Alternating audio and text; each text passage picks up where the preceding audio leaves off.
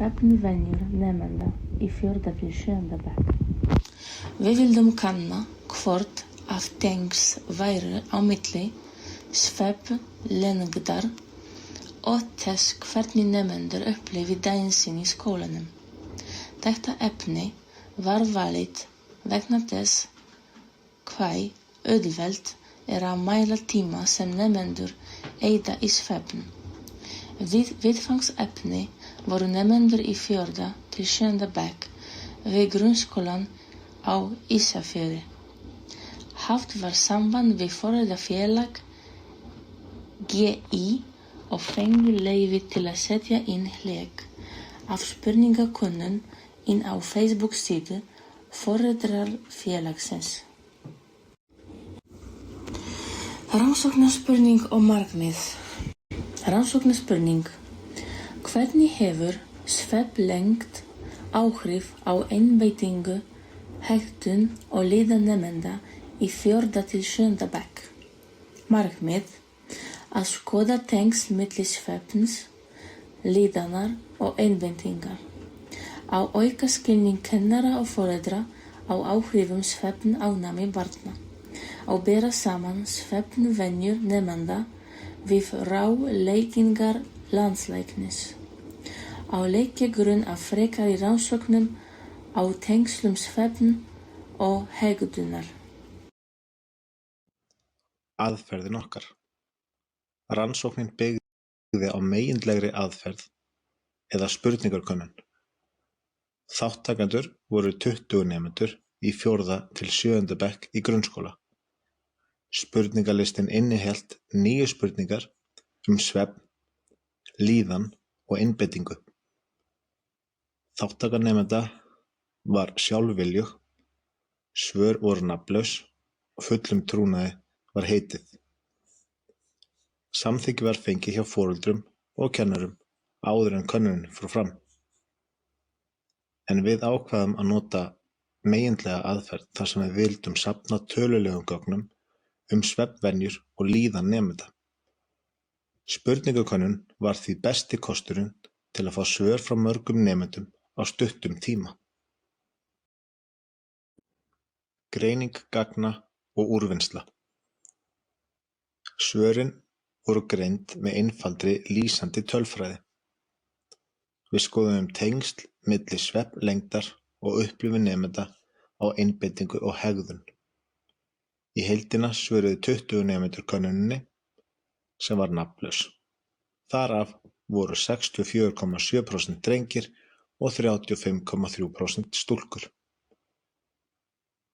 Flest svörin komu úr 5. bekk eða 58,8%. 23,5% voru úr 4. bekk og þá voru 17,6% úr 7. bekk. Fyrri rannsóknir. Fyrri rannsóknir sýna að svefn hefur mikil áhrif á líðan, hegðun og einbeitingu barna.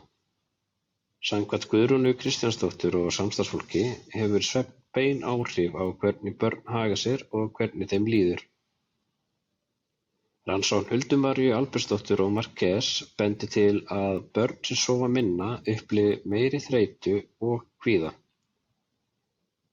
Sívakumar og félagar fundu einnig að nægur svefn tengist bæði betri vellíðan og betri námsárangri. Aðferðafræði. Við byrjuðum á því að skoða þessar fyrri rannsóknir til að fá betri skilning á tengslum svefns og líðana barna. Til að kanna þetta nánar ákváðum við að framkvæma okkar eigin megindlegu rannsókn. Við lögðum til spurningakönnun fyrir 20 nemendur í 4. til 7. bekk og spurðum þá meðal annars svefnvenjur, líðan og einbeitingu í skólanum. Þessi 20 nemendur eru þeir sem svöruðu könnuninni. Niðurstöður. Flestir nemendur, eða 59%, sögðust sofa 9 til 10 klukkustundir á nóttu. 18% sögðust sofa 7 til 8 klukkustundir, aðrir 18% 8 til 9 klukkustundir og aðeins 6% sögðust sofa meira en 10 klukkustundir. Þegar spurt var líðan sögðust 59% vera örlítið þreytt, 41% upplifðu enga þreytu. Enginn sagðist vera mjög þreyttur. Helmingur nemenda, eða 50%, sögðust ná mjög vel að stjórna tilfinningum sínum í skólanum. 31% sögðu ná því að mestu leyti, 13% voru óviss og 6% töldu sig ekki ná því vel. Varðandi einbeitingu sögðust flestir, eða 47%, ná að halda einbeitingu meirihluta dagsins en 24% allan daginn.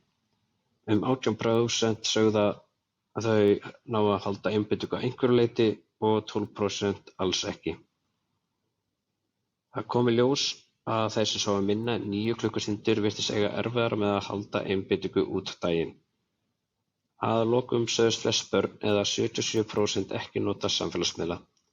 Lítill hluti, eða 12%, notar einn miðil og 6% nokkra miðla. 6% notuðu svo marga miðla. Niðurstöðurnar sýna að flest börn fá nægan svefn og líða almennt vel, en það sést þó greinilega að minni svefn tengist minni einbeitingu.